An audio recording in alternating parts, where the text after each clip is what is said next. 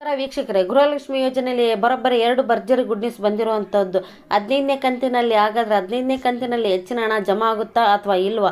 ಹಾಗಾದರೆ 15ನೇ ಕಂತಿನ ಹಣ ಇನ್ನೂ ಬಿಡುಗಡೆ ಆಗಿಲ್ಲ. ಹಾಗಾದರೆ ಯಾವಾಗ ಬಿಡುಗಡೆ ಆಗುತ್ತೆ? 16ನೇ ಕಂತಿನ ಹಣ ಕೂಡ ಯಾವಾಗ ಬಿಡುಗಡೆ ಆಗುತ್ತೆ?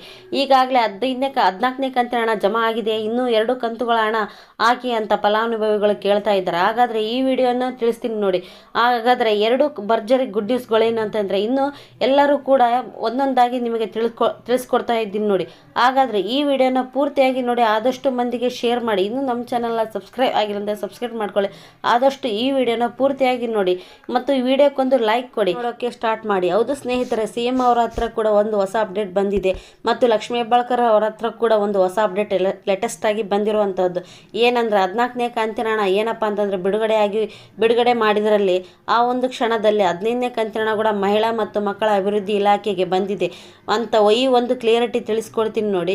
14ನೇ ಕಂತಿನ ಹಣ ಕೂಡ 2400 ಕೋಟಿ ಸುಮಾರು ಬೇಕಾಗುತ್ತೆ. ಅದೇ ರೀತಿಯಾಗಿ 15ನೇ ಕಂತಿನ ಹಣ ಕೂಡ 2200 ಕೋಟಿ ಹಣ ಸುಮಾರು ಬೇಕಾಗುತ್ತೆ. ಯಾಕಂದರೆ 1,22,00,000 ಫಲಾನುಭವಿಗಳಿದ್ದಾರೆ. ಎಲ್ಲರಿಗೂ ಕೂಡ ಜಮಾ ಆಗಬೇಕಪ್ಪ ಅಂತಂದರೆ ಆ ಒಂದು ಹಣ ಬೇಕಾಗಿರುವಂಥದ್ದು.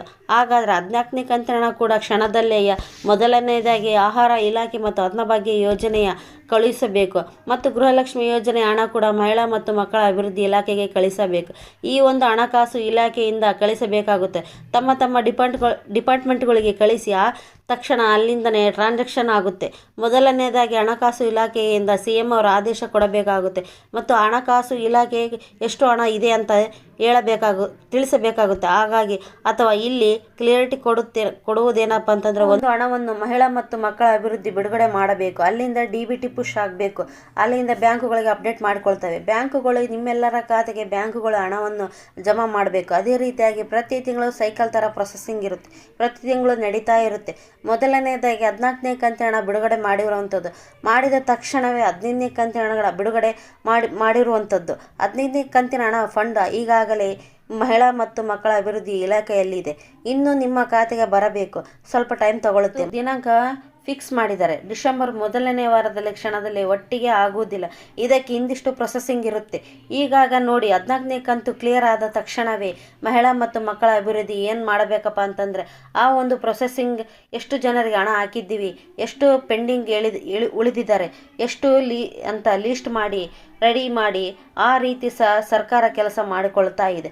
ಎಲ್ಲರಿಗೂ ಕೂಡ ಒಟ್ಟೊಟ್ಟಿಗೆ ಹಣ ಜಮಾ ಆಗುವುದಿಲ್ಲ, ಒಂದೇ ದಿನದಲ್ಲಿ ಜಮಾ ಆಗುವುದಿಲ್ಲ.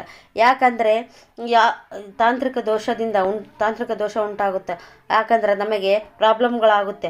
ಹಾಗಾದರೆ 10 ದಿನವಾದರೂ ಟೈಮ್ ತಗೊಳ್ಳುತ್ತೆ, ಸ್ವಲ್ಪ ಕಾಯಬೇಕು. ಮೊದಲನೇ ವಾರದಲ್ಲಿ 15ನೇ ಕಂತಿನ ಹಣ ಸುಮಾರು 2 ರಿಂದ 3 ವಾರವಾದರೂ ಬೇಕು. 100% 10 ರಿಂದ 15 ದಿನವಾದರೂ ಬೇಕು ಹಣ ಜಮಾ ಆಗಬೇಕಪ್ಪ ಅಂತಂದರೆ. ಹಾಗಾದರೆ ಡಿಸೆಂಬರ್ ತಿಂಗಳ ಮೊದಲನೇ ವಾರದಲ್ಲಿ 16ನೇ ಕಂತಿನ ಹಣ ಬಿಡುಗಡೆ ಮಾಡಿರುವಂಥ ಸಾಧ್ಯತೆ ಇದೆ. ಹಾಗಾದರೆ ಮುಂದಿನ ತಿಂಗಳಲ್ಲಿ ಒಟ್ಟು 4,000 ಜಮಾ ಆಗುತ್ತೆ. ಅದೇ ರೀತಿಯಾಗಿ ಅನ್ನಭಾಗ್ಯ ಯೋಜನೆ ಕೂಡ ಹಣ ಜಮಾ ಆಗುತ್ತೆ. ಸೆಪ್ಟೆಂಬರ್ ತಿಂಗಳು ಮತ್ತು ಅಕ್ಟೋಬರ್ ತಿಂಗಳ ಹಣ ಜಮಾ ಆಗುವಂಥದ್ದು ಆರಂಭವಾಗಿದೆ. ಅದೇ ರೀತಿಯಾಗಿ ಅನ್ನಭಾಗ್ಯ ಯೋಜನೆ ಹಣ ಜಮಾ ಆಗೋಕ್ಕೆ ಪ್ರಾರಂಭವಾಗಿದೆ ಮತ್ತು ಮುಖ್ಯವಾಗಿ ಸೆಪ್ಟೆಂಬರ್ ತಿಂಗಳ ಹಣ ಕೂಡ ಜಮಾ ಆಗಿದೆ. ಕ್ಲಿಯರ್ ಆಗಿ ತಿಳಿಸ್ಕೊಳ್ತಾ ಇದ್ದೀನಿ. ಇನ್ನೂ ಕೂಡ 2 ತಿಂಗಳ ಹಣ ಬಿಡುಗಡೆ ಆಗುತ್ತಾ ಇದೆ. ಮತ್ತೊಮ್ಮೆ 4,000 ಜಮಾ ಆಗುತ್ತೆ ಮತ್ತು ಅನ್ನಭಾಗ್ಯ ಹಣ ಕೂಡ ಜಮಾ ಆಗುತ್ತೆ. 2 ತಿಂಗಳ ಹಣ ಯೋಜನೆಯಲ್ಲಿ ಜಮಾ